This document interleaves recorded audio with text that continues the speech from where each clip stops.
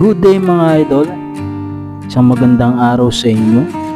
Ngayon nga pala ay kasama natin si Busto sa inyo. At dahil meron tayong pupuntahan ngayon at merong nagse-celebrate ng birthday ngayon. Ngayon nga pala mga idol ay pupunta tayo ngayon sa Bustos dahil meron tayong bibilin.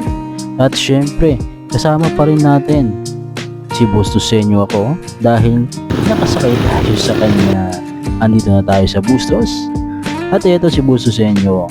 Pinag-uusapan namin kung ano-ano yung aming bibilin. At dito nga, pinakita sa atin mga idol ni Bustos sa inyo yung tamang bibilin natin. Kung tama ba yung aming mabibili at kung meron bang available dito. Let's go! At nung kami nakapasok mga idol, pupungan na nga sa inyo itong mga sample ng bouquet ng bulaklak na ito. Napakaganda. At available din sila dito ang mga party needs na mga kailangan nyo. Pang birthday, pang pinyag, narito mga idol. Ayan, makikita nyo. Marami silang bulaklak dito. Na pang bouquet, na pang bigay sa minamahal nyo. At dito nga mga idol, ang inyong idol Busto sa inyo ay tumitingin-tingin din ng mga bulaklak dito. Paano ba naman? Kay ganda. Paano ba naman hindi mo kukuhanan yan? Magandang nga. Dito nga lang pala yan matatagpuan mga idol dito sa harap ng Chowking at ng Jollibee.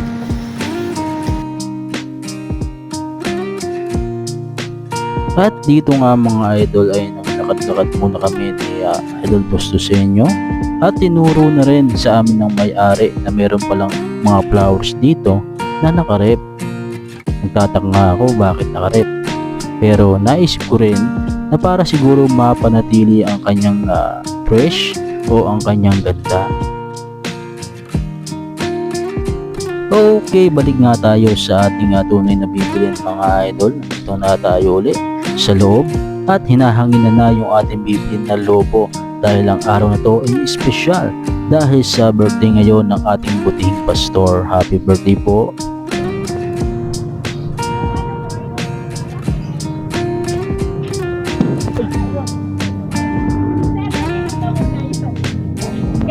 At ayun na nga mga idol, pauwi na tayo. Dala-dala na natin yung ating mga biniling lobo rito. Sa totoo lang mga idol, hindi pa naman dali ang maghawak ng lobo habang nakasakay ka sa motorsiklo. Talaga naman lumalaban.